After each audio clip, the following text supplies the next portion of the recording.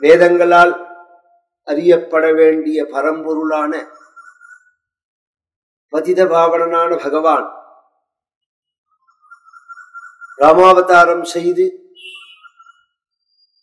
மனித குலத்திற்கு பெரும் அருள் பாலித்த சரித்திரம் ராமாயணம்ங்கிற. இதுல ஆச்சரியம் என்னன்னா, இன்னைக்கு என்னவோ பிரச்சாரம் பண்றார்கள், அதுக்கெல்லாம் நம்ம பதில் சொல்லணுங்கிற எண்ணம் நமக்கு கிடையாது. இருந்தாலும் பாமர ஜனங்களுக்கு ஒரு குழப்பம் இருக்கு, அதுக்கு தெளிவுபடுத்த வேண்டிய கடமையில நாம் இருக்கோம். பேசுறவாளுக்கு பதில் சொல்லணுங்கிற நோக்கம் கிடையாது. ஐயர்னோ பிராமணர்கள்னோ பார்ப்பான் அப்படின்னோ அவர்கள்லாம் உயர்ந்தவர்களாகவும் அவர்கள் ஆலயத்துக்குள்ள மற்றவர்களை விடமாட்டார்கள்னும் அவர்களுக்கு அப்புறம்தான் மற்றவர்கள்னும் என்னென்னவோ சொல்றான், தோணினதெல்லாம் சொல்றான். ஒரு ஆச்சரியம் என்னன்னா, நாங்க பூஜை பண்ற எந்த சுவாமியுமே பிராமணன் கிடையாது. அதுதான் விஷயம். ராமர் என்ன பிராமணர? க்ஷத்ரிய வம்சம் ராமர். கண்ணன் எடுத்தா யாதவ வம்சம். நாங்க எடுத்து பூஜை பண்ண இல்லையா? ஆஞ்சநேயர் ஒரு குரங்கு. நீ ஜாதின்னு பார்த்தேன்னா ஆஞ்சநேயர் ஒரு குரங்கு.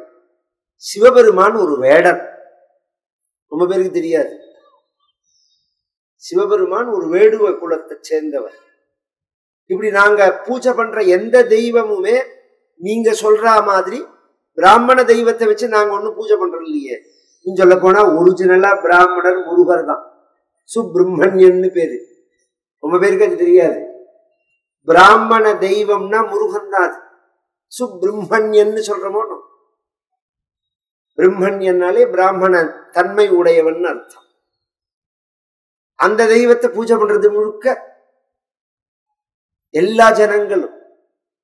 இதெல்லாம் மற்றவர்கள் பேசி நாம் குழம்ப கூடாது. உண்மையை தேடணும், அறிவை வளர்த்துக்கணும். பார்க்கறத கேட்கறத அப்படியே நம்ப கூடாது. நாம எது உண்மைன்னு தேடி தெரிஞ்சுக்கணும். அதுக்காக இந்த விஷயங்களை சொல்றேன். ராமாவதாரம் ஒரு ஆச்சரியமான அவதாரம். ஒரு பெரிய பணக்கார சக்கரவர்த்தி குடும்பத்துல பிறந்து ராமபிரான் ஒரு நேர்மையான மனிதனா வாழ்ந்து காண்பிச்சான். ஒரு பணமோ பதவியோ அதிகாரமோ ஒருத்தர் கையில வரத்தே அவளுடைய தன்மை மாறும்னு சொன்னேன் நேற்றைய தினம் சொல்லும் போது. நல்லவனா இருக்கிறவங்க கூட பணம் வந்தா ஆள் மாறி போயிடுவோம். நல்லவனா இருக்கிறவங்க கூட பதவி வந்தா ஆள் மாறி போயிடுவோம். படிச்சாலே ஆள் மாறி போயிடுவான், புத்தி மாறி போயிடும். அப்படிங்கிறத அதெல்லாம் இல்லாம ஒரு உயர்ந்த மனிதன், ஒழுக்கத்தோட உள்ள மனிதன் எப்படி இருப்பான் அப்படிங்கிறத காண்பிச்ச ஒரு அவதாரம். அதனாலதான் இதுக்கு ராமகதை அப்படின்னு பேர் வைக்கல. அப்படித்தானே பேர் வைக்கணும். ராமச்சரித்திரம் அப்படின்னு தானே பேர் வைக்கணும். இதுக்கு என்ன பேர் வச்சிருக்கோம்? எல்லாரும் ராமாயணம்னு பேர் வச்சிருக்கோம். அப்படின்னா என்ன அர்த்தம்? இந்த சப்தம் தான் எல்லாருக்கும் காதுல விழுந்திருக்கு. அயனம் அப்படின்னா வழின்னு அர்த்தம். தட்சிணாயனம் உத்தராயணம்னு சொல்றோமோ. தட்சிணாயனம்னா சூரியன் தென் திசையில போற வழிக்கு தட்சிணாயனம்னு பேர். உத்தராயணம் அப்படின்னா வட திசையில போறதுக்கு உத்தராயணம் அப்படின்னு பேர். அப்ப ராமாயணம்னா ராமனோட வழி. ராமனோட வழி. ராமனோட வழின்னா ராமனோட நடத்த, ராமனோட சாரித்திரம், கேரக்டர். ஒருத்தரை பார்த்து சொல்லுவோமோன்னு நாம, சார் அவர் நடத்த சரியில்லாதவர் அப்படின்னு ஒருத்தரை சொல்றோம், இல்ல நடத்த சரியானவர்னு சொல்றோம். நடத்தைங்கிற அந்த வார்த்தை இருக்கு, அது எதை குறிக்கிறது? நடக்கிறத குறிக்கிறதா இல்ல வாழ்வை குறிக்கிறது. அவன் நேர்மையா வாழறானா, ஒழுக்கமா வாழறானா அப்படிங்கிறத சொல்றது. அதை சொல்றதுதான் இங்க ராமாயணம்ங்கிறது. ராமருடைய வழி. அதனாலதான் ஆழ்வார்கள் சொல்லும் போது கற்பார் ராமபிரானை எல்லால் மற்றும் கற்பரோ. ராமனை பார்த்துதான் எப்படி வாழணுங்கிறத தெரிஞ்சுக்கணும். அதை முழுக்க காண்பிக்கிற கதையா இது அமையறது. அதனால திரும்ப திரும்ப சொல்றதுனாலயோ கேட்கறதுனாலயோ இதுல அலுப்பு வரதில்லை. எல்லாரும் நினைச்சுட்டு இருக்கா, அதே ராமாயணம் தானே, நம்ம கேட்டது தானே. கேட்டதுதான். என்ன கேட்டோம், என்ன மனசுல நமக்கு புரிஞ்சுது, என்ன நம்ம மனசுல படிஞ்சுது, அதுல எந்த அளவுக்கு நாம் பின்பற்றுகிறோம், இதெல்லாம் இருக்கு. அது வரியந்தம் கேட்கணும். கேட்டா போராது. இதுல இன்னொரு ஒரு ஒரு ஒரு வருத்தமான விஷயத்தை சொல்றேன். கெட்ட விஷயங்கள் உடனே வந்துடும், நல்ல விஷயங்கள் உடனே வராது. 100 ரூபாய் கொடுத்து ராத்திரி ஒரு சினிமா பார்த்துட்டு வந்தான்னா திரும்பி வரத்தவே அந்த பாட்டை பாடின்னு வருவான். சினிமாவில் உள்ள பாட்டுக்கு அது என்ன சரிகம பதனியா, சங்கீத வாத்தியார் சொல்லி கொடுத்தாரா, கிளாஸ் எடுத்தானா, எதுவுமே கிடையாது. திரும்பி வரத்தேவே அந்த டியூன்ல பாட்டை பாடின்னு வருவான். இதே நல்ல விஷயத்த ஒண்ணு சொன்னா வாயில கூட வராது. ஏன்னா வராதுன்னு ஒண்ணு உண்டா என்ன உலகத்துல? இவங்களுக்கு தான் வரும், அவங்களுக்கு தான் வரும், அப்படி இல்லை, எல்லாருக்குமே எல்லாம் வரும். அவரவர்களுக்குள்ள விருப்பத்தை பொறுத்து இருக்கு. இளையராஜாக்கு அளவுக்கு சங்கீத ஞானம் உண்டா இருக்காது. இளையராஜா என்ன நாம நினைக்கிற மாதிரி உள்ள பிரிவை சேர்ந்தவர் அவர். இவ்வளவு பெரிய ஞானஸ்தரா மாறலையா சங்கீதத்துல? இதே உங்க சௌராஷ்டிர சமூகத்தை சேர்ந்த TM சௌந்தரராஜன் எடுத்துக்கோ, எவ்வளவு பெரிய சங்கீத வித்வா. வராதுன்னு ஒண்ணு கிடையாது, நம்மளுடைய விருப்பத்தை பொறுத்து இருக்கிறது. நாம விரும்பினா எல்லாம் வரும். நமக்கு நல்லதுல விருப்பம் வரணும், அதுக்கு பாக்கியம் இருக்கணும். பெரியோர்களும் குழந்தையில இருந்தே அது மாதிரி பழக்கணும். இதெல்லாம் விஷயம் இருக்கு. பிறக்கிறதே இன்னைக்கு சக்கரை சாப்பிட்டா கெடுதல்னு சொல்றாங்க. சுகர் இருக்கு பாருங்க, அதை எந்த வகையில சாப்பிட்டாலும் அதுதான் அடிப்படை ஆரம்ப பிரச்சனைக்கு காரணமே. ஆர்கனை கெடுத்துடும் அது.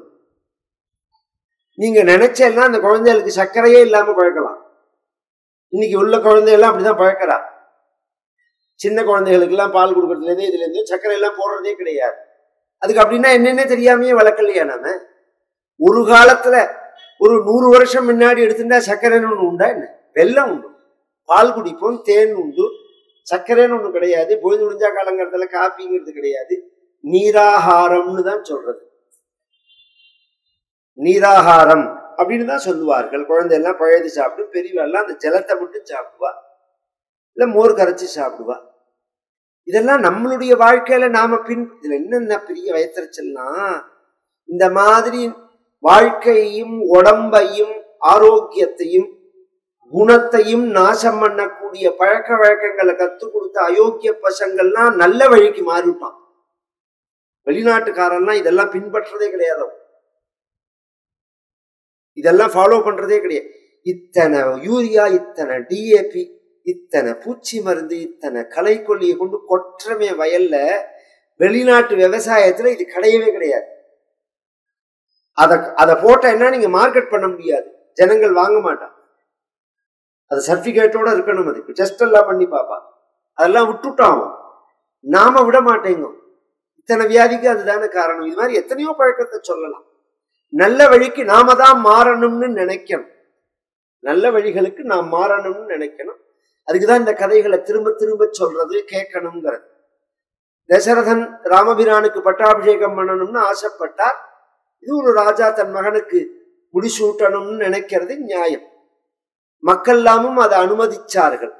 ஆரம்பிக்கிறதேவே நம்ம தேசிகர் இருக்கார் பாருங்க, பாதுகா சாஸ்திரம்னு ஒண்ணு பண்ணியிருக்கார் நிகமாந்த மகாதேசிகர். ஒரு ராத்திரியில ஒரு கட்டையில 1000 துளை போட்ட மகான்னு சொல்லுவார் அவர். ஒரு கட்டையில 1000 ஓட்டை, 1000 ஸ்லோகம் ஒரே ராத்திரியில. ரொம்ப ஒரு ஈடுபாடு எங்க குடும்பத்துல தேசிகாச்சாரியால்கிட்ட. எங்க தாத்தா காலத்துல இருந்து ரொம்ப இஷ்டம். நிறைய தேசிகரை ரெஃபர் பண்ணி பேசுவான். ஏன்னா அவரெல்லாம் வைதிக மதத்தை பின்பற்றினவா, வேதத்தை பிரமாணமாக உடைய வாழ்வியல வாழ்ந்தவர்கள்.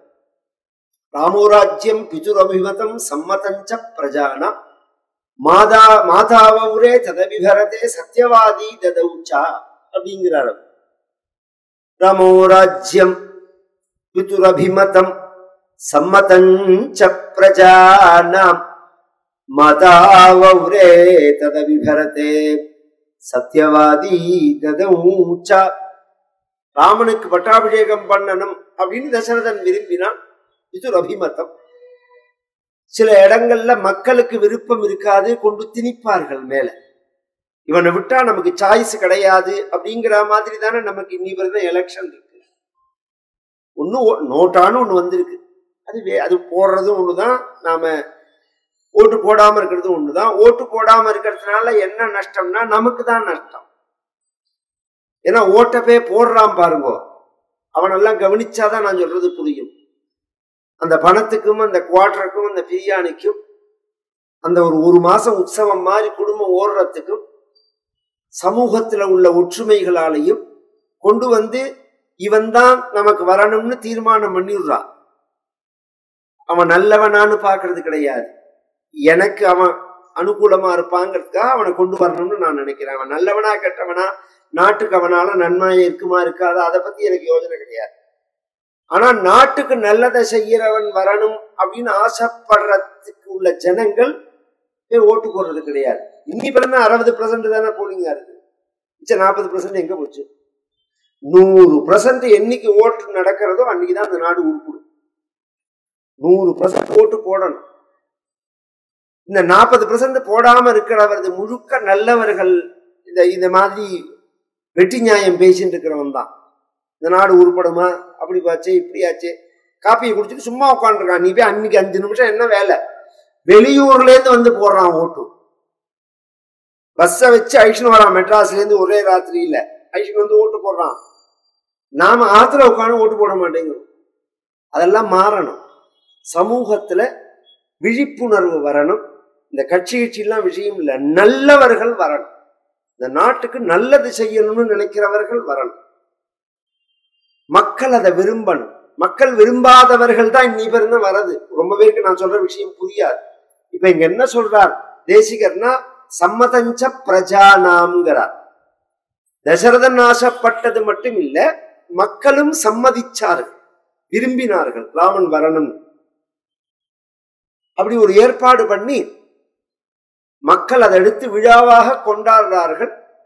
கைகேயினுடைய வேலைக்காரி, அவர்கள் கைகேயிட்ட பர்சனலா உள்ள வேலை செய்பவள், மாடி ஏறி அயோத்தியை பார்க்கும் போது திருவிழா கொண்டாட்டமா இருக்கிறத பார்த்துட்டு என்ன காரணம்னு பக்கத்துல இருக்கக்கூடிய கௌசல்ய வீடு ஒரே மாதிரி டைப்ல கட்டியிருக்கான் ராணிகளுக்கெல்லாம்.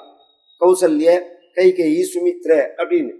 அந்த கௌசல்யனுடைய வேலை செய்பவள் தான் தாம்பாளத்துல சந்தனம், குங்குமம், வெத்தலை, வாழைப்பழம், புஷ்பம் இதெல்லாம் வச்சு ஊர் அழைக்கிறதுன்னு பேர். அதுக்காக அவள் கிளம்பி போறாள். அவளை கூப்பிட்டு கேட்கிறாள், என்ன காரணம், என்ன விசேஷம், நீனும் பட்டுப்படவை கட்டிட்டு இருக்க, இவ்வளவு அலங்காரம் பண்ணிட்டு இருக்க, ஊரே திருவிழாவா இருக்கு, என்ன நடக்கிறது இந்த ஊர்ல? ஏன்னா அவ வெளியில பெருசா வராதவன். அப்ப அவ சொன்னால், நாளைக்கு ராமனுக்கு பட்டாபிஷேகம்னு ராஜா ஏற்பாடு பண்ணிருக்காரு, உனக்கு அது தெரியாதா? புஷ்யேன ஜிதக்ரோதம் யௌவராஜ்யேன ராகவம் ராஜா தசரதோ ராமம் அபிஷேகிதானகம். ஊரே சந்தோஷப்பட்டு இருக்கேன், உனக்கு அது தெரியாதான்னு உடனே இவள் படபடத்து போய் வேர்த்து விறுவிறுத்து பயந்து போயிட்டாள். அதுக்கெல்லாம் காரணம் சொல்றேன். இவளுக்கு ஏன் இவ்வளவு பயம்ங்கிறதுக்கு காரணம் சொல்றேன். கீழே வந்தால் வந்து கைகையிட்ட சொல்றாள், உத்திஷ்டமூடே கிம் சேஷே பயந்த்வாம் அபிவர்த்ததை. பெரிய ஆபத்து வந்திருக்கு, என்னன்னே தெரியாம படுத்துட்டு இருக்கடி, என்ன நடக்கிறது நாட்டுலன்னு தெரிஞ்சுக்க வேண்டாம்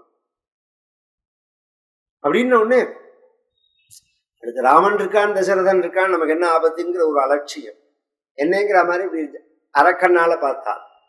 ராமனுக்கு பட்டாபிஷேகம் ஏற்பாடு பண்ணியிருக்கார் ராஜா அப்படின்னு ஒண்ணு துள்ளி குதிச்சு ஏந்துட்டு தன் சந்தோஷத்தை வெளிப்படுத்துற மாதிரி ஒரு மாலையை எடுத்து அவள் கழுத்துல போடுறாள். ஏகமா ஆபரணம் தஸ்யை குப்ஜாயை பிரததம் சுபம். சுபம்னு சொல்றார் வால்மீகி. பத பிரயோகங்கள்லாம் இருக்கு பாருங்க, மங்களமானதா இருக்கணும். மங்கள வஸ்துக்கள்னு சிலது, முத்து, நல் முத்து, நல்ல ரத்தனங்கள், இதுக்கெல்லாம் சக்தி உண்டு. இன்னைக்கெல்லாம் போலியா போனதுனால நமக்கு அதோட எஃபெக்ட் ஒன்றும் தெரியல. அதுக்கெல்லாம் நிறைய சக்தி உண்டு. பழைய காலத்துல எல்லாம் பார்த்தோம்னா அந்த தோடு போட்டுக்கிறதேவே சக்கரம் மாதிரி இருக்கும். புருஷால் போட்டுக்கிறதே ஒண்ணு சிகப்புகள் போட்டுப்பா அல்லது புஷ்பராகம் போட்டுப்பா. ஸ்திரீக்களா இருந்தா புஷ்பராகம் போட்டுப்பா அல்லது வைரம் போட்டுப்பா. அவ சக்திக்கு தகுந்த மாதிரி, அங்காரத்துக்கு தகுந்த மாதிரி சிகப்புகள் தோடு போட்டுப்பா. காரண காரியத்தை வச்சு அதெல்லாம் இருக்காது. பேசிக்கா வைரம் அப்படிங்கிறது போட்டுப்பார்கள். நீங்க கேட்கலாம், வைரம் போட்டுக்கிற அளவுக்குலாம் நமக்கு சக்தி உண்டா சார்? இதெல்லாம் இப்பதான். உலகத்தில் அதிகமாக வைரம் விளைஞ்ச தேசமும் இதுதான்.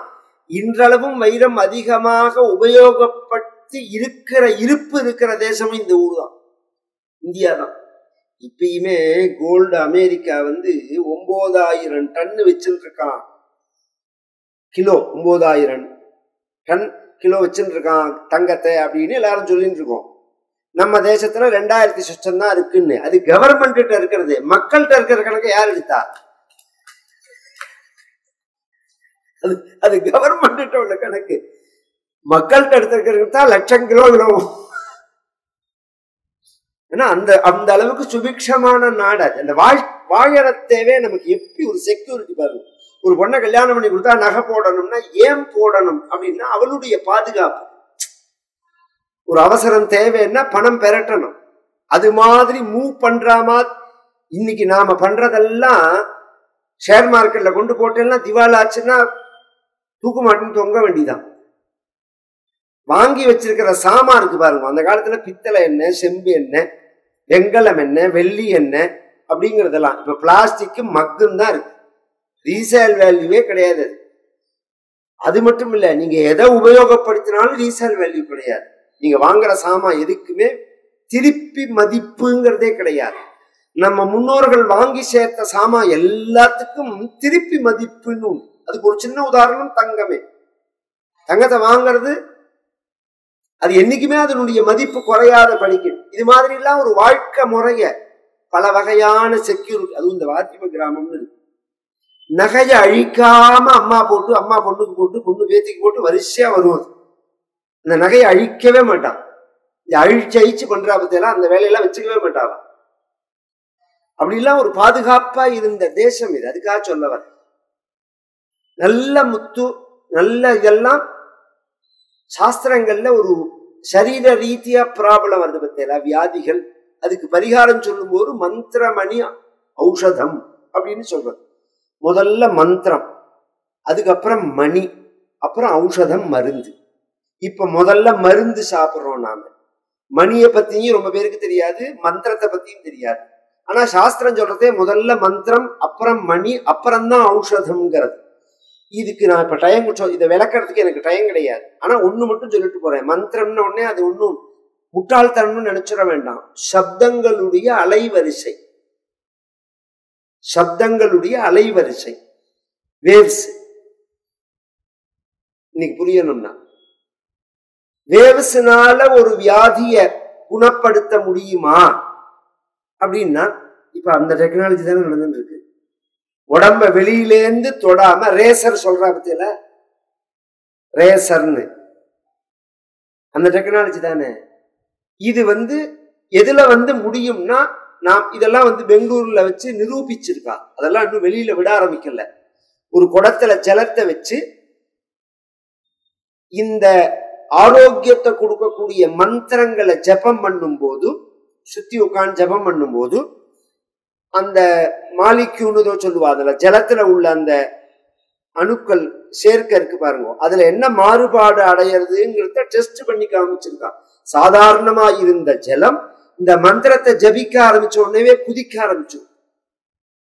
குதிக்கிறது இதெல்லாம் நீங்க குழந்தையில வச்சுன்னு நெட்ல போய் பாருங்க.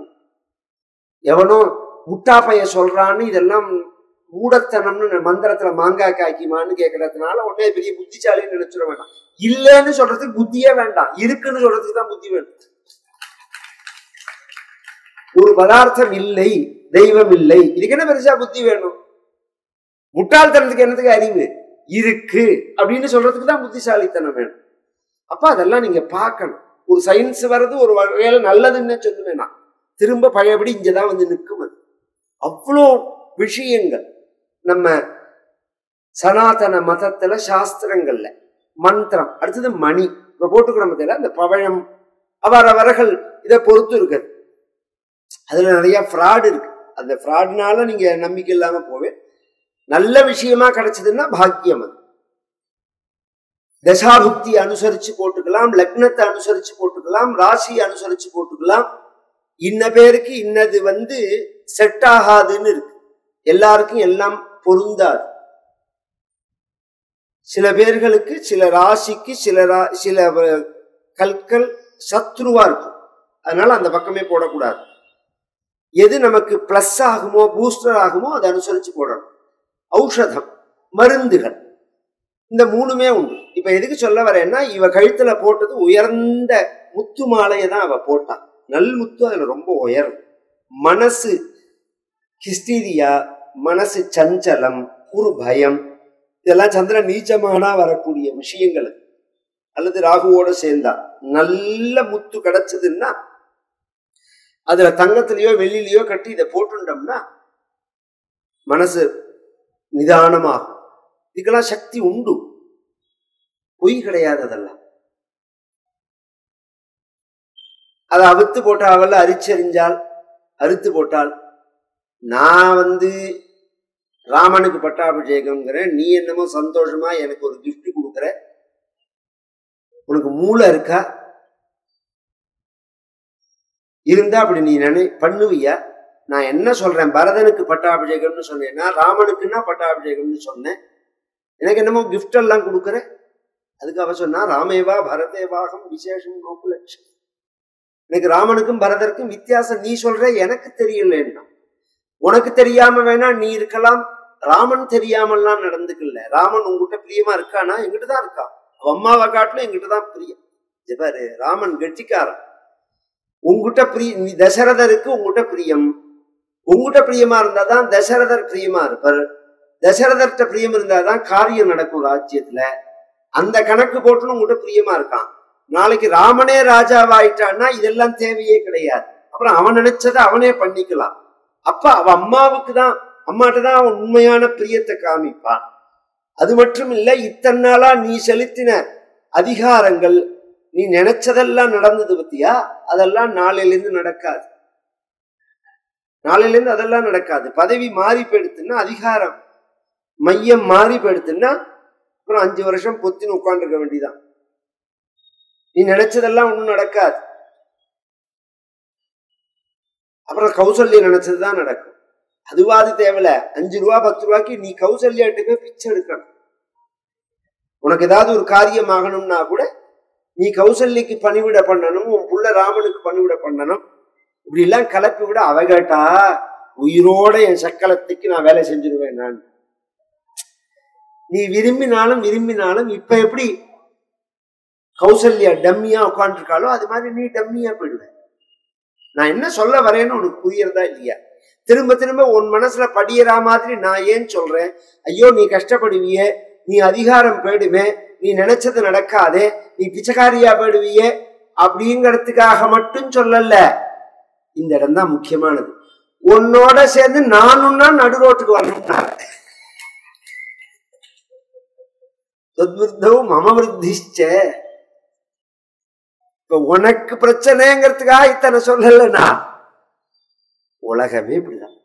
ஆத்மனஸ்து காமாய சர்வம் பிரியம் பவதி அப்படின்னா யாஜ்ஞவல்க்யருங்கிற வேதாந்த உபதேசம் பண்ணும்போது எல்லாரும் உலகத்துல எதுக்காக தனக்காக தான் வாழலாம், தனக்காக தான் ஒருத்தட்ட பிரியமா இருக்கிறது, தனக்காக தான் ஒரு காரியங்களை செய்யறது. பாக்கிறதுக்கு வேணா பிள்ளைக்கு செஞ்சான், பொண்டாட்டிக்கு செஞ்சான். பிள்ளைக்கு செஞ்சானா ரோட்ல போற பயலுக்கெல்லாம் செஞ்சிருவானா, பொண்டாட்டிக்கு செய்யறானா எல்லா பொம்னாட்டிக்கு செஞ்சிருவானா. இவனுக்கு காரியம் நடக்கணுங்கிறதுக்காக தான், இவனுக்கு யார் அனுகூலமா இருக்கார்களோ, இவன் யார் அபிமானம் வச்சிருக்கார்களோ அவர்கள்ட்ட பிரியமா இருக்கிறது. ஆத்மனஸ்துகா, இது அழகான ஒரு வாக்கியம், வேதாந்த வாக்கியம் இது. ஆத்மனஸ்து காமாய சர்வம் பிரியம் பவதி. இத புரிஞ்சுக்கோ. நான் சொல்றத கேளு. என்ன பண்ணணும்? இந்த பட்டாபிஷேகத்தை நிறுத்தணும். எப்படி நிறுத்த முடியும்? அதுக்கெல்லாம் நான் டிராஃப்ட் ரெடி பண்ணி வச்சிருக்கேன். நீ கையெழுத்து போட்டா போறோம். என்ன? தேவாசுர யுத்தம் முந்தி நடந்த போது ஒரு 2 வரன் கொடுத்தா உங்க ஆத்துக்காரர் தசரதர் கணவர். அதை இப்ப கேளு. கேட்டா அதை கொடு, அதை வாங்கு. என்ன வரன்? முதல் வரன்னால எந்த பட்டாபிஷேகத்தை ராமனுக்கு ஏற்பாடு பண்ணியிருக்காரோ அந்த பட்டாபிஷேகம் பரதனுக்கு பண்ணணும். ராமோ ராஜசுதோ ஜேஷ்டோ யௌவராஜ்யமதோர்ஹதி யதா வை பரதோ மான்யஹ ததா பூயோபி ராகவஹ கௌசல்யாதோதிரிக்தஞ்ச மம சுஸ்ரூஷதே குரு. இப்படிலாம் சொல்றார். சொல்லிட்டு இந்த விஷயத்தை சொன்னார். முதல்ல ராமனுக்கு பண்ண வேண்டிய பட்டாபிஷேகத்தை பரதனுக்கு பண்ணணும்னு ஆண்டா கல்குசல் தீகை. இது ராஜா ஒத்துக்கொண்டான்னு கேட்டா. இருடி, நான் சொல்லியே முடிக்கல. ரெண்டாவது வரன்னு சொல்றேன். தலையில ஜட, இடுப்புல மர உருவியோட முனிவர் வேஷம் பூண்டுண்டு 14 வருஷம் ராமன் காட்டுல இருக்கணும்னு கேளுன்னா வெட்டிடுவான் அந்த சரதன் தான். கௌசல்யா வாழை உழி கொன்னுடுவான். கைகை சொல்றான், தசரதன் கொன்னுடுவான். இது மாதிரிலாம் நான் பேசி பழக்கமே கிடையாது. என்னை ஒத்துக்க மாட்டான். அதுக்கு அவ சொன்னா, நீ பைத்தியம், நீ ஏன் அப்படின்னா உனக்கு என்ன சக்தின்னு உனக்கு தெரியாது. தசரதன் இதுக்கு ஒத்துப்பனான்னா கேட்க வேண்டிய சமயத்துல கேட்க வேண்டிய விதத்துல கேட்டா உலகத்துல ஒத்துக்காதவாளே கிடையாது. இந்த சமயம் விதம் ரெண்டுலயும் இருக்கு. கேட்க வேண்டிய சமயம்னு ஒண்ணு இருக்கு, கேட்க வேண்டிய விதம்னு இருக்கு. அது மாதிரி கேட்கணும். தவ பிரியார்த்தம் ராஜாஹி பிராணானபி பரித்யஜேத். என்னமோ இந்த வரனை கொடுப்பானான்னு கேக்குறீங்க, உனக்கா உயிரியே கொடுப்பான்டின்னா அவளால்தான் உயிரியே கொடுக்க போறான். உனக்கா உயிரியே கொடுப்பான் தசரதன். அப்படியா? நான் கேட்டுடுறேன். எப்படி இப்படி அலங்காரம் பண்ணிட்டு இருக்கேன்? எப்படியா? ஆமா, பைத்தியமா நீ? இது மாதிரி ட்ரெஸ் சேஞ்ச் மேக்கப் போடலாம் தசரதன் போனேன்னா உன்னை மயக்கி அவன் உபயோகிச்சுருவான், உன் காரியம் நடக்காது. அதனால இதெல்லாம் மாத்து. என்ன பண்ணணும்? இந்த ட்ரெஸ் எல்லாம் அலங்காரத்தெல்லாம் களைச்சிட்டு குரோதாகாரம் பிரவிஷ்யாத்ய குருத்தேவாஸ்வபதே சுதே மாஸ்மைனம் பிரத்யுதீக்ஷேதாஹ மாச்சைனமவிபாஷதாஹ ருதந்தி சாபி தம் திருஷ்ட்வா ஜகத்யாம் சோகலாலசா த்வத்கிருதே ச மகாராத்ரோ ராஜோ விஷோததி ஹுதாசனம். இப்ப அழகா தள்ள பின்னின்னு இருக்க, நெத்தியில போட்டெல்லாம் அலங்காரமா இருக்க, தலை முழுக்க பின்னல் பூவெல்லாம் வச்சுன்னு இருக்க, நகைகள்லாம் போட்டு இருக்க, நல்ல புடவை கட்டின்னு இருக்க. இதெல்லாம் மாத்திக்கோ. பழைய புடவையை கட்டிக்கோ, தலையெல்லாம் அவுத்து விட்டுக்கோ, பூவெல்லாம் எடுத்துடு, மேக்கப் எல்லாம் களைச்சிடு. முதல்ல தோடு மூக்குத்தி எல்லாம் கழட்டி வை. கோபம் வந்தா முதல்ல அதுதானே பண்றான். இதெல்லாம் கழட்டி வை. அது அந்த காலத்துல. இன்னைக்கு தாலியை கழட்டி வீச்சு விடுறா உடனே. கோபம் வந்தா அடுத்த வேலையே தாலியை கழட்டி வீச்சுறதுதான். இதெல்லாம் சொல்லி கொடுக்குறா. இதுக்கெல்லாம் சௌமங்கல்ய வஸ்துன்னு பேரு சாஸ்திரங்கள்ல. இதை நாம் எல்லாருமே தெரிஞ்சுக்கணும். ஒரு புருஷன் அப்படிங்கிறவனால மட்டும் இது கிடைக்கிறது இல்லை. ஸ்திரீக்களுக்குன்னு உள்ள அடிப்படை விஷயம் இது. தலையில பின்னலோ தலையில புஷ்பம் வைக்கிறதோ எதுக்காக? கொஞ்சம் யோசனை பண்ணுங்க. உலகத்துல எந்த தேசத்திலேயாவது இந்த பழக்கம் இருக்கா? எந்த தேசத்திலேயாவது தலையில பூ வச்சுக்கிற பழக்கம் இருக்கா? இந்த தேசத்துல ஏன் இருக்காது அப்படின்னா லலிதா சஹஸ்ரநாமம் இருக்கு, அதுல பிரமாணம். ஓம் சுவாசின்யை நமஹ, ஓம் சுவாசின்யர்ச்சன பிரீதாயை நமஹ.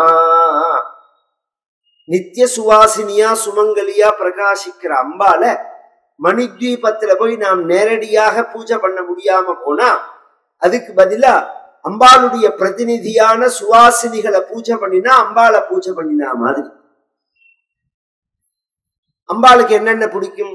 தலையில புஷ்பம் வச்சுக்கிறது, நெத்தியில திலகம் இட்டுக்கிறது, கண்ணுல மை இட்டுக்கிறது, சங்கிலி, கொலுசும், மெட்டி, தோடு, புடவை, ரவிக்க. இப்ப நாம சுமங்கலிக்கு என்ன வச்சு கொடுக்குறோம்? சுவாசினிகளுக்கு இதெல்லாம் தானே வச்சு கொடுக்குறோம். இதெல்லாம் தானே வச்சு கொடுக்குறோம். இதெல்லாம் வச்சு கொடுக்கறதுக்கு சக்தி இல்லைன்னா கூட ஒரு ஆத்துக்கு ஒரு ஒரு பெண்ணு வந்துட்டு போனா கிளம்புறத இருந்தா குங்குமம் வாங்கிக்கோங்க, குங்குமமாவது எடுத்துக்கோ. புஷ்பம் நீங்க வேணா கவனிச்சு பாருங்க. சாயங்கால வேலையில புஷ்பம் வந்ததுன்னா எப்ப வந்தாலுமே ஒரு பெண்ணு பூ வச்சுக்கும் போது பக்கத்துல ஒரு பெண்ணு இருந்தா அந்த பெண்ணிட்ட கொடுக்காம இன்னி பரியந்தம் இந்த தேசத்துல பூ வச்சுக்க மாட்டான். பக்கத்துல ஒரு பெண்ணு இருந்தா அந்த பொண்ணுக்கு ஒரு கிள்ளி கொடுத்துட்டு தான் வச்சுப்பான். இது இன்னி பரியந்தம் உள்ள பழக்கம். ஏன்னா இது ஒரு சம்ஸ்காரம். இது ஒரு ஆச்சரியம் என்னன்னா, இந்த கோவில் இல்ல குளம் இல்லைன்னு ஒரு கோஷ்டிலாம் அலையிறது பத்தியில அவன் மாட்டுக்கு விராட்டு தப்பல மாதிரி கத்தின்னு இருக்கானே தவிர அவன் பொண்டாட்டி நெத்தி முழுக்க குங்குமம் என்ன, இது என்ன, அது என்ன, கோவில்ல என்ன, அதெல்லாம் ஒண்ணுமே குறையில்லை. இந்த பைத்தியங்கள் தான் அதை கேட்டு நம்புறது. அதெல்லாம் எதையுமே மாத்திக்கல. இல்லைன்னா எப்படி நம்ம ஒரு லாபத்தை அடைய முடியும் வாழ்க்கையில? ஒரு விதை போட்டாதான் ஒரு செடி முளைக்கும். ஒரு கர்மா பண்ணினாதான் அதுக்கு ஒரு பலன் கிடைக்கும். அப்ப சௌக்கியம் வேணும்னா அதுக்குள்ள கர்மாவை பண்ணிதான் ஆகணும். சுவாசினிகள் அப்படிங்கிறது நம்ம தேசத்துல தெய்வங்கள். அதனாலதானே வெச்சாரும் ஒரு பெயர் சிந்தூர். வகந்தி சிந்தூரம் பிரபல கபரி பாரதி மீரே. ஆச்சாரியால் சௌந்தரலகரியில சொல்றான்.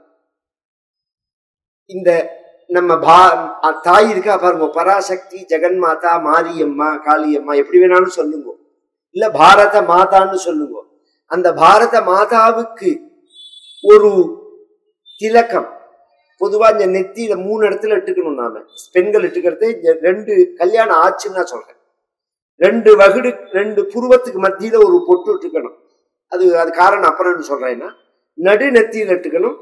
இந்த உச்சி பொட்டு அப்படின்னு வச்சுப்பா. இதுக்கு சிந்தூரம்னு பேரு. இந்த உச்சி பொட்டு அப்படிங்கிறது சௌமங்கல்யத்தை குறிக்கிற பொட்டு. அது லலாட்டே காஷ்மீரம் நிலசதிகளே முக்தி கலதா. அம்பாளை பத்தி பாச்சு வர்ணிக்கும் போது ஆனந்தலஹரியில் ஆச்சாரியால் சொல்றார், இப்ப சாதாரண பெண்கள் வச்சுக்கிறாளே நெத்தியில பொட்டு, அது மாதிரி பாரத மாதாவுக்கு பொட்டு எதுன்னா காஷ்மீரம் தான். லலாட்டே காஷ்மீரம், காஷ்மீர் திலக்கம்னு ஒண்ணு உண்டு. அதுக்கு சிந்தூர்னு பேரு. அதை அனுசரிச்சுதான் வச்சதே. இது ஒரு பாரதிய பெண்களுடைய பொட்டை அழித்தார்கள் அப்படிங்கிறதுக்கே இல்ல. இந்த சிந்தூர்னாலே காஷ்மீரை குறிக்கிற வார்த்தை தான் அது. இதெல்லாம் எத்தனையோ இருக்கு விஷயம். இதெல்லாம் சௌமங்கல்யம்னு பேர். நம்ம தேசங்கள்ல இதுக்கெல்லாம் அவ்வளவு முக்கியத்துவம் கொடுப்பாரு. இதுல எந்த சூழ்நிலையிலையும் இதுல வெறுப்போ கோபமோ வரக்கூடாது. பெண்களுக்கு முக்கியமா ஒரு சின்ன உதாரணம் சொல்றேன்.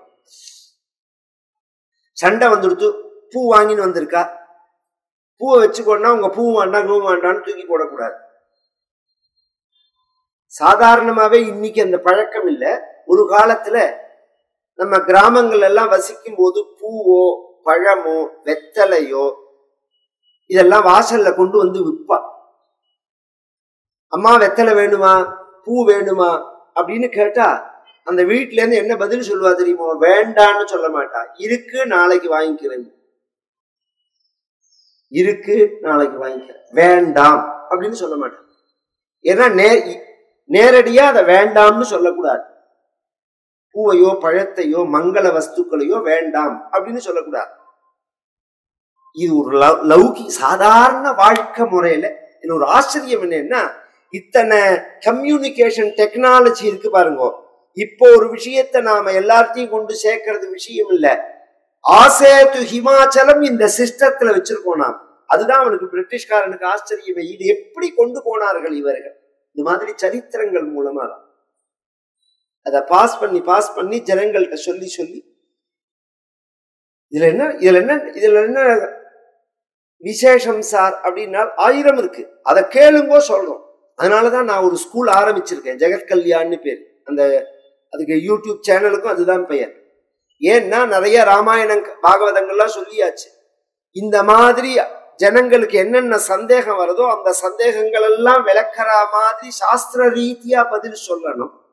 பாமர ஜனங்களுக்கும் அந்த நாலெட்ஜ் வரணும். ஸ்ருதம்மே கோபாயா அப்படிங்கிறது வேற, அறிவை காப்பாத்தணும் அப்படிங்கிறது. நீங்க அறிவை காப்பாத்தலைன்னா அப்புறம் பிரயோஜனமே கிடையாது. பாமர ஜனங்களுக்கு கும்பாபிஷேகம்னா என்ன, புண்ணியாக வாச்சனம்னா என்ன, பூ வச்சுக்கிறதுனா என்ன, இந்த பூ வச்சுக்கிறதுனா அம்பால பூஜை பண்ற மாதிரி அது ஒரு குங்குமம் கொடுக்குறோம். இதே புருஷால் ஆண்கள் வந்தா பெண்கள் வந்தா ஒரு குங்குமமாவது கொடுக்குறோம். இதுல ஒரு விசேஷம் சொல்றேன். வீட்டுக்கார அம்மாவுக்கு அதுக்கு சமத்து இல்லைன்னாலும் வந்த மாமி சொல்லுவா, நான் கிளம்புறேன் குங்குமம் கொடுங்க. இந்த மாமிக்கு கொடுக்க மறந்து போனாலும் வந்த மாமி கேட்பான், நான் கிளம்புறேன் குங்குமம் கொடு அப்படின்னு சொல்லுவாரு. யாராவது ஆம்பளைக்கு விபூதி கொடுத்து அனுப்புறோமோ? வீட்டுக்கு ஆம்பளை வந்தா விபூதி போட்டு அனுப்புவா. இங்க பேய் பிசாஜி குடிச்சதுன்னா விபூதி போட்டு அனுப்புறது உண்டு. அவ்வளவு தூரம் வேண்டாம். இந்த தலை கேசம் இருக்கு பாருங்க, இதே தலைமயிர் சாப்பிட்ற சமயத்துக்கு வந்துடுதுன்னா இப்படி பிடிச்சி தூக்கி போடுறோம் இடது கையால. அதே கேசத்தை எடுத்து தலையில புஷ்பம் வச்சு பூஜை பண்றோம். ஏன்னா இந்த கேசம், மூக்குத்தி, தாட்டம், லலாட்டே காஷ்மீரம் தவஜனனி தாட்டங்க மகிமா ஒரு இடத்துல ஆச்சாரியால் சொல்றார். இது கணவனோட ஆயுஷ விருத்தி பண்ற விஷயம். இது இந்த காதுல போட்டுக்கிற அந்த தோடு இருக்கு பாருங்க, அதுல ஒரு சிஸ்டம் உண்டு. அது ஒரு யந்திரம் மாதிரி ஒரு அமைப்புல உள்ளதை தான் போட்டுக்கணும். நாய், கோழி, பன்னி எல்லாம் போட்டுக்க கூடாது. அது மாதிரி உருவத்துல எல்லாம் போட்டுக்க கூடாது. அது யந்திரம் மாதிரி பழைய அது ஒரு சிஸ்டம் இருக்கு. அது பார்த்து எல்லாம் இருக்கு. அதெல்லாம் வேணாலும் நான் சொல்றேன். அதுதான் வாசல்ல கோலமே அப்படிதான் போடுவோம். நாம வாசல்ல கோலமே சின்ன கோலம்னா கூட ஷட்கோணம் தான் போடுவோம். 6 முனை இருக்கும் அதுல. அது யந்திரம். அரிசி மாவுனாலதான் போடணும், கல்லு மாவுனால போடக்கூடாது. ஏன்னா அந்த கோலத்தை தாண்டி துர்தேவதைகள் வீட்டுக்குள்ள வராது. அதுக்குதான் இது கூட அடிப்படையில ரொம்ப பேருக்கு புரியாது. இந்த யந்திரத்தை போட்டுட்டா அதை தாண்டி வராது. இது ஒரு சாஸ்திரம். இது அது மாதிரி காதுல போட்டுக்கிறதும் அதுதான். இப்ப திருவானைக்காவல்ல நம்ம அகிலாண்டேஸ்வரிக்கு இப்ப திருப்பி அந்த தாட்டங்கம் கொஞ்சம் பழசா எடுத்துன உடனே காஞ்சி சுவாமிகள் அதை புதுசு பண்ணி பிரதிஷ்டை பண்ணிட்டு போனார். கோவில் அம்பாளுக்கெல்லாம் பிரசித்தம் இது தாட்டங்கம் அப்படிங்கிற. இதுக்கெல்லாம் சோபன திரவியம்னு பேர். இதுல வெறுப்பு வரக்கூடாது. வெறுப்பு வந்தா என்ன ஆகும்னா அது அமங்கலத்தை கொடுத்துரும். இந்த பக்கத்துலதான் நம்ம கும்போணம் பக்கத்துல ஒரு கிராமத்துல ஒரு மாமி தீபாவளிக்கு புடவை வேணும்னு சொல்ல ரொம்ப வருஷமா ஒரு புடவையை கேட்கிற அந்த மாமி. அது கொஞ்சம் விலை கூட. மாமா யோசனை பண்ணினார். இந்த வருஷம் ரொம்ப சண்டை போட்டு கும்போணம் அத வாங்கி தீபாவளிக்கு அந்த மாமி கட்டிண்டா. எப்படி இருக்கு அப்படின்னு கேட்டா. இதெல்லாம் வாங்கி கொடுத்துருக்கான். ஒரு 10,000 ரூபான்னு வச்சுக்கோங்களேன். அந்த காலத்துல இன்னைக்கு ₹1,00,000 இருக்கலாம். 10,000 ரூபாய் புடவை செலவழிஞ்சு போயிடுத்தேன்னு 10 நாளா புகஞ்சுட்டு இருக்கான். ஆனா வாங்கி கொடுத்துட்டான். இப்ப அந்த கோபத்தை வெளிக்க அமைக்கிற மாதிரி, உனக்கு போய் 10,000 ரூபாய் செலவிச்சிருக்க வேண்டாம், அப்ப யாருக்கு செலவிப்பேன்னு கேட்டாங்க. எனக்கு 10,000 ரூபாய் செலவிக்க வேண்டாம்னா நீ யாருக்கு செலவிப்ப? அப்ப நான் நல்லது கட்டினா உனக்கு ஆகாதா? எனக்கு செய்யணுங்கிறது உன் மனசு வராதா? அப்ப என்னை கண்டா பிடிக்காதா? இப்ப என்ன பண்றேன் பாருன்னு கிடுகிடுன்னு போய் புடவையை அவுத்து வச்சுட்டு தீபாவளி அன்னைக்கு பழம்புடவையை கட்டின்னு வந்துட்டான். என்ன நடந்தது தெரியுமோ? அடுத்த வருஷம் தீபாவளி புதுசு கட்டிக்க முடியல. அது மாதிரி ஆயிடுச்சு. நான் இப்ப அவன் மேல கோபப்பட மாட்டேன்னா அந்த அம்மா மேலதான் எனக்கு கோபம். ஏன்னா இந்த பைத்தியத்தோட தான் 30 வருஷமா குடும்பம் நடத்துறியோனோ, இது கொத்து பித்துன்னு தான் பேசுன்னு தெரியுமோனோ. இது என்னைக்காவது நல்லதை பேசிருக்கோ வாயை திறந்து? அதுக்கு ஏன் வேல்யூ, அந்த வார்த்தைக்கெல்லாம் ஏன் முக்கியத்துவம் கொடுக்கணும்?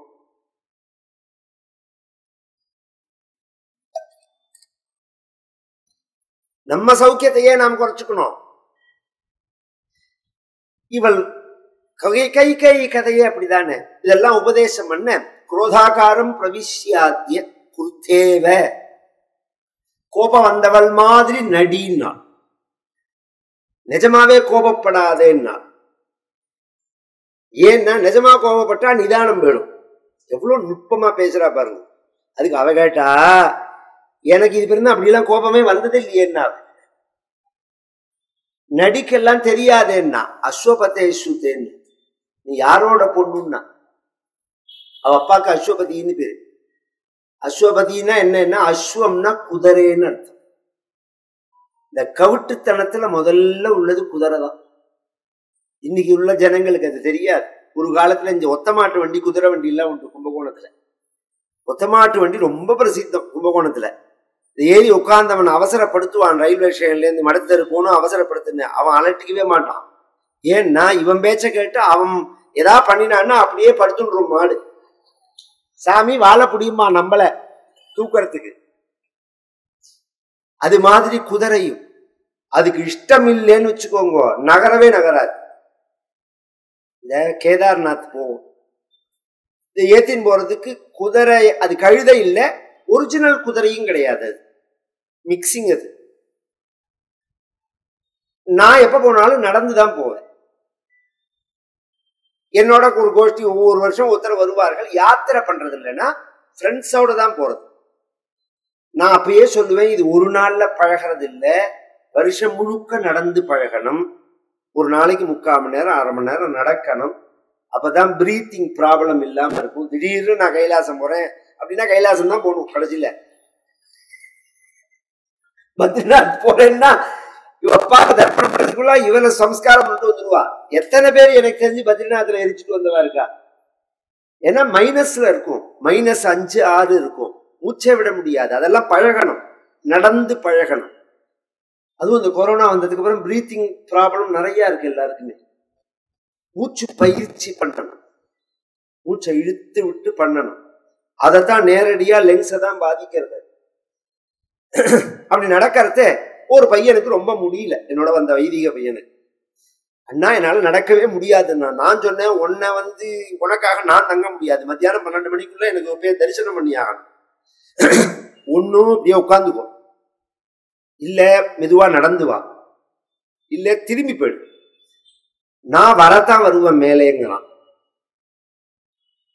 பாதி வழிங்கிறதுனால முதல்லயே பேசியிருந்தா அந்த குதிரையை பேசி மிக்ஸ் பண்ணி இருக்கலாம். பாதி வழிங்கிறதுனால திரும்பி வர குதிரைக்கார வெறுமனை வரவனை கூப்பிட்டு வரையாப்பான்னு வரலன்னு சொல்லிட்டு போயிட்டே இருந்தான் அவன் பாட்டு. நான் கூட நான் போற சமயத்துல 4 நாள் 8000 ரூபாய், போறதுக்கு 4000 ரூபாய், வரத்துக்கு 4000 ரூபாய். நீ கேட்கிற பணத்தை தரம்பா, வரையான்னு வரலன்னா. ஏன் இப்படி சொல்றான்னு எனக்கு புரியல.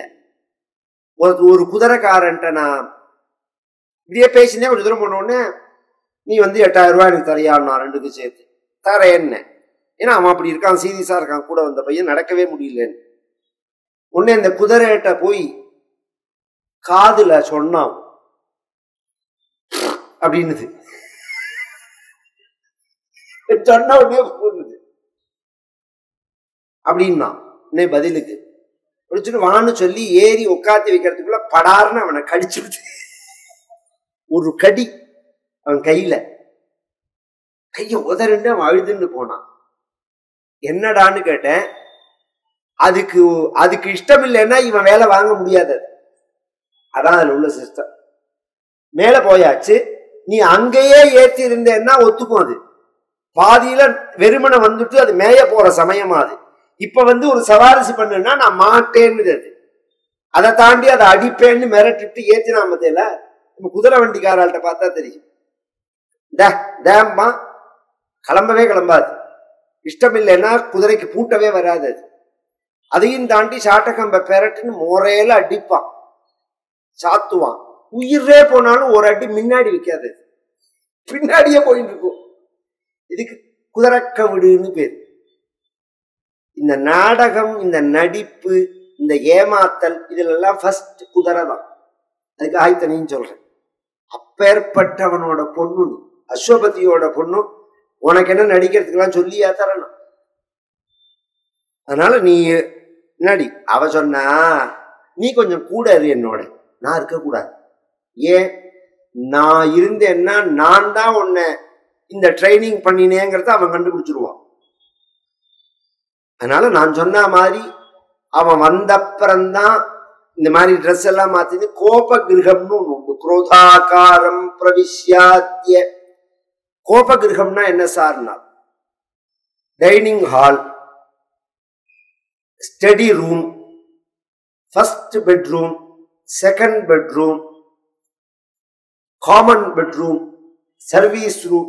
அந்த அபார்ட்மெண்ட் எல்லாம் விற்கிறவனை கவனிச்சேன். நான் இதெல்லாம் சொல்றதெல்லாம் விற்பான். அவன் என்ன பூஜை ரூம்னு சொல்லியா விற்க போறான்? பூஜை ரூம் எங்க இருக்கும்னா கிச்சன்ல இருக்கும். இந்த குக்கர் வேகிறது பாருங்க ஆவிய, அதுக்கு பக்கத்துல சுவாமி உட்கார்ந்து படித்து இடத்துல. அதுக்கு தகுந்த மாதிரி தான் இருக்கும் வாழ்க்கை.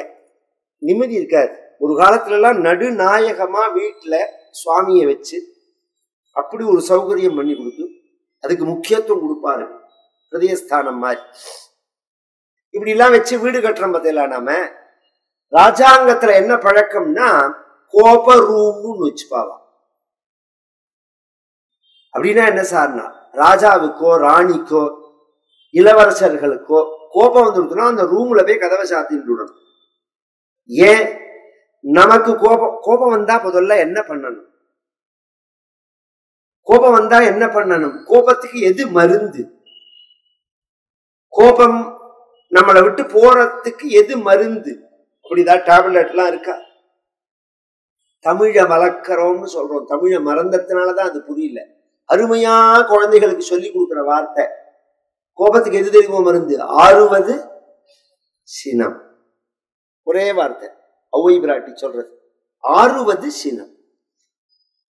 அந்த கோபம் வந்தா அந்த இடத்துல இருக்கக்கூடாது. அண்ணன் நகர்ந்துடன் ஒரு 5 நிமிஷம் டைம் கொடுத்தேன்னா சாந்தமாயிடும். அது வளர்ற மாதிரி அந்த இடத்துல இருக்கக்கூடாது. சில பேர் கோபம் வந்தா அப்படி எழுந்து வாசல்ல நடக்க ஆரம்பிச்சிருவா, வெளியில போயிடுவா, சட்டையை மாட்டிண்டு. குடும்பத்துல எல்லாம் சண்டை வந்ததுன்னா மேல மேல அங்கேயே இருந்தோம்னா குடும்பத்துக்கு கோபம் ஜாஸ்தி ஆகிட்டே இருக்கும். அது மாதிரி ராஜாக்கள்லாம் என்ன பண்ணுவா, ஒரு ரூம்ல போய் உட்காந்துருவா. உட்கார்ந்துட்டு இந்த கோபம் சாந்தமானப்புறம் வருவார்கள். ஏன்னா நமக்கு கோபம் வந்தா அதனால வரக்கூடிய விளைவுகளால உள்ள நஷ்டம் நம் குடும்பத்தை மட்டும் பாதிக்கும். ராஜாக்களுக்கு கோபம் வந்தா இப்ப என்ன ஆகும்? நாடே நாசமா போயிடும். தவறான முடிவுகளை உணர்ச்சியா இருக்கிற சமயத்துல முடிவே எடுக்கக்கூடாதுங்கிறார் விதுரர். ரொம்ப சந்தோஷத்திலையும் முடிவு எடுக்கக்கூடாது, ரொம்ப வருத்தத்திலையும் முடிவு எடுக்கக்கூடாதுங்கிறார். அது பாதிக்கும்ங்கிறார். நடுநிலையில இருந்து முடிவு எடுக்கணும் அப்படிங்கிறார். அதனால அப்படி ஒரு இடம் வச்சிருப்பா. இத்தனை நாளா அதுக்கு வேலை இல்லை, இன்னைக்கு அதுக்கு வேலை வந்திருக்கு, நீ அங்க போ அப்படின்னு சொல்ல இவள் பேட்டால். இவளும் பேர் ஒளிஞ்சு நுட்டா. என்ன, நாம இருக்கோம்னு தெரியக்கூடாது, நாம தான் சொல்லி கொடுத்தோம்னா தெரிஞ்சு கொடுக்கணும். இவன் என்ன பண்றான், அந்த சபையெல்லாம் கலைச்சிட்டு 5:30 மணி 6 மணி வாக்குல தசரதன் எப்போதுமே கைகேயி வீட்டுலதான் தங்குவன். ராஜாவனும் கார்த்தால ஒரு வீட்டுல டிஃபன் சாப்பிடுவா, மத்தியானம் ஒரு வீட்டுல சாப்பாடு சாப்பிடுவா, சாயங்காலம் ஒரு வீட்டுல பிரேக்ஃபாஸ்ட் சாப்பிடுவா, ராத்திரி படுத்துக்கிறதுக்கு ஒரு வீட்டுக்கு வருவா.